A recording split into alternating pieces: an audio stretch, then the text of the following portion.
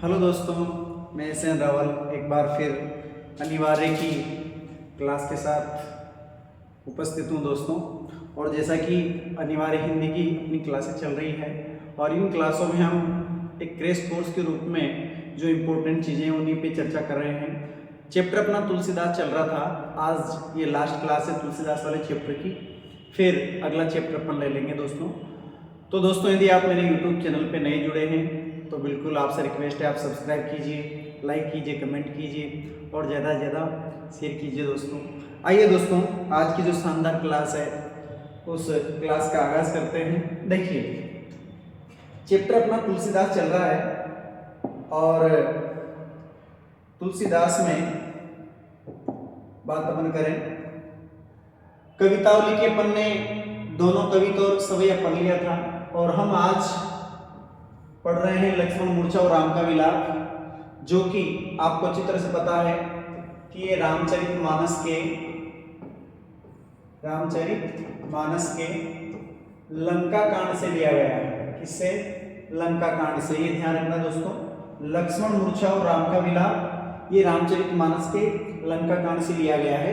यानी कि इसमें हमें युद्ध का वर्णन पढ़ना है। क्या पढ़ना है? युद्ध का वर्णन। साथ ही आप ये भी याद रखें कि ये जो रामचरितमानस का लंका कांड है, इसमें यदि आपसे भाषा पूछे, भाषा, तो आपको अवधि याद रखना है। भाषा कौन सी है? इसमें अवधि है। और दोहा, चौपाई, सूर का छंद का इसमें प्रयोग है। करुण रस है, प्रसाद काव्य गुण है और पांचल रीति का इसमें प्रयोग हुआ है। ये आपको पता होना चाहिए। दूसरी बात, लक्ष्मण मूर्छा और राम का विलाप जो पूरा पद्यांश है, इसमें कवि ने भगवान श्री राम का मानवीकरण किया है। क्या किया है? मानवीकरण किया है। कहने का मतलब ये कि कवि ने भगवान राम को ईश्वर के रूप में चित्रित न करके एक सामान्य प्राणी के रूप में चित्रित किया, एक सामान्य मनुष्य के रूप में प्रकट किया है।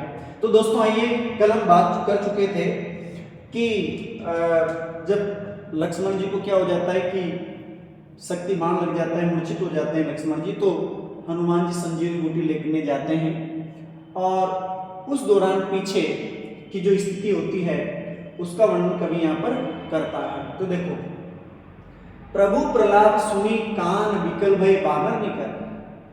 प्रभु प्रलाप, भगवान श्री राम के प्रलाप को सुनकर के, रोने की आवाज को सुनकर के, दुखों को देख करके वानर सेना जो है वो क्या हो जाती है? विकल भय बानर निकर, विकल यानी व्याकुल, सारी वानर सेना जो है वो व्याकुल हो जाती है, अर्थात दुखी हो जाती है। दुखी इस वजह से हो जाती है क्योंकि भगवान राम के नेतृत्व में वो युद्ध कर रही है और राम, जो भगवान राम है, वो उनके यूँ कह सकते हैं कि राजा है, सेनापति हैं। तो जब खुद सेनापति क्या हो जाते हैं कि दुखी होंगे, निराश होंगे, तो सेना भी निराश होगी। इस वजह से भगवान राम को रोता हुआ देख करके सारी वानर सेना क्या होती है? दुखी हो जाती है, व्याकुल हो जाती है। आई गई हनुमान जिमी करुणा महावीर रस। यहाँ पर उत्प्रेक्षा अलंकार है दोस्तों, ये ध्यान रखना। आई गई हनुमान, कौन सा अलंकार है? उत्प्रेक्षा। आई गए हनुमान जिमी करुणा महावीर रस। उसी समय वानर सेना को हनुमान जी संजीवनी बूटी लेकर के आते हुए दिखाई दिए, तो ऐसा लगा जैसे करुण रस के बीच में वीर रस उत्पन्न हो गया हो। यानी कि मैं यूँ कहूँगा, या ये जो पंक्ति हो, इस पंक्ति का भाव ये है कि जब तक हनुमान जी नजर नहीं आ रहे थे तो सारी वानर सेना को लग रहा था कि लक्ष्मण के प्राण नहीं बचेंगे, और जब लक्ष्मण के प्राण नहीं बचेंगे तो हम इस युद्ध में विजय हासिल नहीं कर पाएंगे, यानी कि रावण से युद्ध में विजय हासिल नहीं होगी। तो इस बात को लेकर के सारी वानर सेना क्या थी? दुखी थी, शोकग्रस्त थी, दुखी थी। लेकिन जैसे उनको हनुमान जी नजर आ गए तो सारी वानर सेना को लगा कि अब लक्ष्मण के प्राण बच जाएंगे और वापस लक्ष्मण के नेतृत्व में हम युद्ध करेंगे और युद्ध में विजय हासिल कर लेंगे। इसी वजह से कवि कहता है कि ऐसा लगा जैसे करुण रस के बीच में वीरस उत्पन्न हो गया हो। आगे देखिए, हर श्री राम बेटे हनुमाना अति कृतज्ञ प्रभु परम सुजाना। भगवान श्री राम जो हैं वो हनुमान से खुश होकर के क्या करते हैं? मुलाकात करते हैं, भेंट करते हैं, मिलते हैं। अति कृतज्ञ प्रभु परम सुजाना, और हनुमान जी के प्रति अत्यधिक आभार प्रकट करते हैं कि यदि आप नहीं होते या तुम नहीं होते तो आज लक्ष्मण के प्राण नहीं बच पाते। ऐसा आभार प्रकट करते हैं। यानी कि एक तरह से मैं कह सकता हूं कि राम ये कहना चाह रहे थे कि आपका मेरे ऊपर बहुत ज्यादा यूं कह सकते हैं कि उपकार है। तुरंत वेद तब कीनी उपाय, तुरंत ही सुसेन नाम का जो वेद था उस वेद ने संजीवनी बूटी लेकर के लक्ष्मण जी का उपचार करना क्या कर दिया, शुरू कर दिया। उठी बेटे लक्ष्मण हरसाई, लक्ष्मण उपचार प्राप्त करके क्या करते हैं, हंसते हुए उठ बैठते हैं। हृदय लाई प्रभु भेंटो ब्राता, राम ने जब लक्ष्मण जी उठ जाते हैं, खड़े हो जाते हैं, तो राम जी जो हैं वो बड़े खुश होकर के अपने हृदय से लगा लेते हैं किसको, लक्ष्मण को। हर से सकल भालू कपि ब्राता, इस दृश्य को देख करके सारी वानर सेना जो है वो खुश हो जाती है, मस्त हो जाती है। कपि पुनि वेद ता पहुंचावा, जय विधि तबई तई लई लावा। और हनुमान जी जो सुसेन नाम का वेद था जिसको कि वो लंका से उठा करके लाए थे, उस वेद को वापस वहीं पहुंचा देते हैं, उसी प्रकार अपने घर पहुंचा देते हैं जिस प्रकार से वो वेद को उठा करके लाए थे। ये आपकी व्याख्या हो चुकी है दोस्तों। व्याख्या अपन जानते हैं कि पहले अपने को संदर्भ लिखना होता है, तो मैंने आज संदर्भ भी लिखा था कि आपको याद रहे कि संदर्भ कैसे लिखना है। तो देखिए आप, प्रस्तुत पद्यांश हमारी पाठ्य पुस्तक कारोबार 2 में संकलित लक्ष्मण मूर्छा और राम का विलाप से लिया गया है, जो कवि तुलसीदास द्वारा रचित है। ठीक है, आप स्क्रीनशॉट लेना चाहें ले लीजिए। अच्छा, आगे बढ़ते हैं। हाँ, आगे बढ़ते हैं दोस्तों। एक मिनट,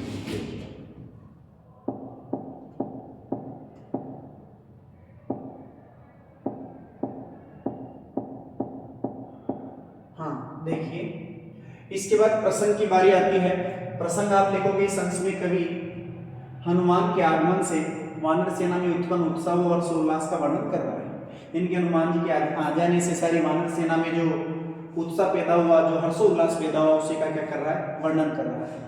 व्याख्या मैं आपको करके सुना चुका हूँ। काव्य सौंदर्य की बात करें तो हनुमान को देखकर वानर सेना वीरता के भाव से भर गई, ये भी लिख सकते हैं। हनुमान का अकस्मात आना कम रस में वीरस के उत्पन्न होने के समान है, बिल्कुल ये अपन ने देखा है। प्रस्तुत अंश में अवधि भाषा, दोहा, चौपाई, छंद, करुण रस, प्रसाद, काव्य गुण, पांचल रीति का प्रयोग हुआ है। आप स्क्रीनशॉट लीजिए, आगे बढ़ते हैं। इसके बाद देखिए, क्वेश्चनों की भी चर्चा कर लेते हैं। क्वेश्चनों की भी चर्चा करते हैं दोस्तों। देखिए, पहला क्वेश्चन, कवितावली किसकी रचना है? किसकी रचना है दोस्तों? तुलसीदास जी की रचना है। और कवितावली में ध्यान रखना दोस्तों, कवितावली से 3 छंद लिए गए, 2 तो हैं कवित, ठीक है, और 1 है सवैया। क्या है? सवैया।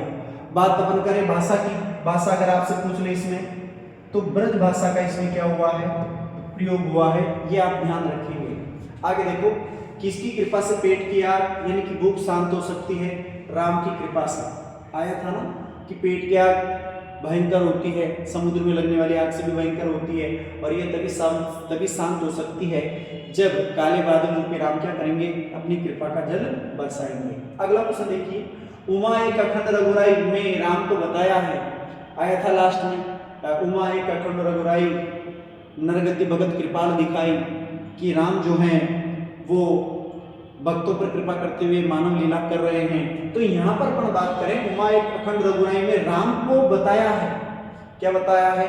परम ब्रह्म, यानी कि भगवान शिव पार्वती से कह रहे थे कि राम तो साक्षात ईश्वर हैं, परम ब्रह्म हैं, वे तो क्या कर रहे हैं, भक्तों पर कृपा करते हुए मानव लीला दिखा रहे हैं। अगला क्वेश्चन देखिए, निज जननी के एक कुमारा कथन किसके बारे में आया है?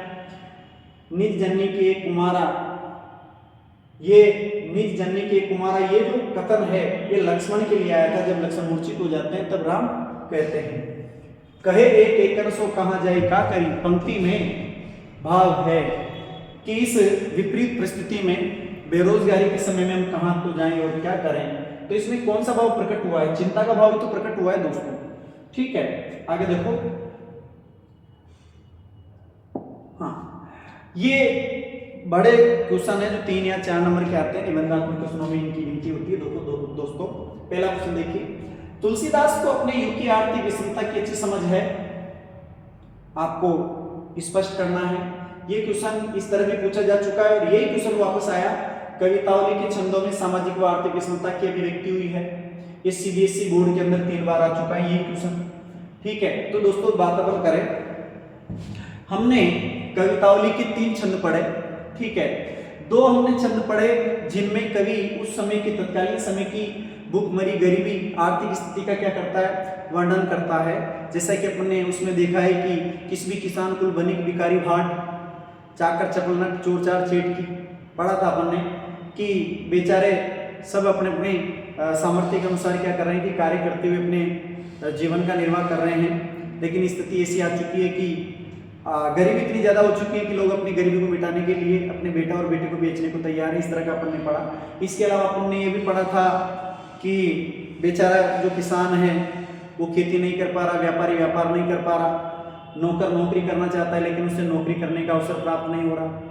तो ये दोनों जो पैराग्राफ हैं, दोनों जो छंद है वो ये इसी बात को प्रकट करते हैं कि कवि तुलसीदास को अपने युग की आर्थिक जो यूं कह सकते हैं कि समझ है वो बहुत अच्छी थी और उसी को उसने प्रकट किया। सामाजिक की यदि अपन बात करें तो अपन ने एक सवैया पढ़ा है, दूध कहो रजपूत कहो जुल्हा कहो को काऊ की बेटी सो, आया था इस तरह का पैराग्राफ अपन ने पढ़ा। तो उसमें कवि उस छंद के माध्यम से कवि बताना चाहता है कि उस जमाने में भी जाति प्रथा थी, जातिगत भेदभाव था, धर्मगत भेदभाव था और इसी भाव को कवि ने क्या किया है, उस छंद के माध्यम से प्रकट किया है। तो इस बात से हम बिल्कुल सहमत हैं और यही भाव उन छंदों के माध्यम से प्रकट हुआ है। अगला क्वेश्चन देखिए, दूध कहो सवैये में तुलसीदास का स्वाभिमान प्रकट होता है, स्पष्ट कीजिए। बिल्कुल होता है दोस्तों। इसमें आया था कि मैं तो तुलसी सर नाम गुलाम है राम को जाको रुचि सो कहे कछु, कि मैं तो भगवान श्री राम का प्रसिद्ध गुलाम हूँ, सेवक हूँ, है ना। मस्जिद को मांग करके खाना है, मस्जिद में जाकर के सोना है, ना तो किसी से कुछ लेना है ना ही किसी को कुछ देना है। इस तरह का अपन उसमें पढ़ा था और इन बातों से स्पष्ट हो जाता है कि कवि तुलसीदास स्वाभिमानी है। स्वाभिमानी क्यों है दोस्तों, बात अपन करें कि तुलसीदास जी के जन्म की यदि बात करें तो 1532 में का जन्म हुआ और उस समय मुगल काल भारत के अंदर था। तो अगर तुलसीदास जी चाहते तो मुगल दरबार में जाकर के राजकवि बन सकते थे, अच्छे पद को प्राप्त कर सकते थे, विद्वान थे, या मुगल दरबार में भी नहीं जाते तो हिंदू राजा के दरबार में जाकर के अच्छा पद प्राप्त कर सकते थे और अपने जीवन को आराम से व्यतीत कर सकते थे, सुखों के साथ व्यतीत कर सकते थे। लेकिन उन्होंने ऐसा नहीं किया। क्यों नहीं किया? क्योंकि वो स्वाभिमानी थे और उसी स्वाभिमानी के कारण या स्वाभिमानी होने के कारण वो किसी भी राजा के दरबार में नहीं गए, बल्कि स्वाभिमानी भक्त के रूप में उन्होंने अपना जीवन व्यतीत किया। तो दोस्तों आशा करता हूँ आज की क्लास आपको अच्छी समझ में आई होगी और आपसे रिक्वेस्ट भी है कि आप ज़्यादा से ज़्यादा शेयर कीजिए, लाइक कीजिए, कमेंट कीजिए। तब तक के लिए जय हिंद, जय भारत।